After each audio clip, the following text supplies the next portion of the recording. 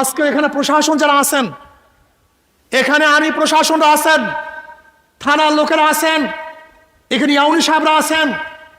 দেখেন, এই ফ্যাসিস্টের বিরুদ্ধে আন্দোলন করেছি, সংগ্রাম করেছি, রাস্তায় জীবনের মায়া ত্যাগ করে নেমেছি। দ্বিতীয় কোনো ডাকাতকে সৃষ্টি করার জন্য নয়,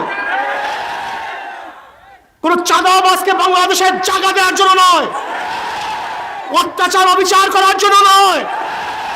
আমি স্পষ্ট বলবো প্রশাসনকে, আমি শুনতে পেয়েছি এই হিজলার মধ্যে অনেক চাঁদাবাজরা চরের থেকে গরু চুরি করেছে, অনেক চাঁদাবাজি করেছে।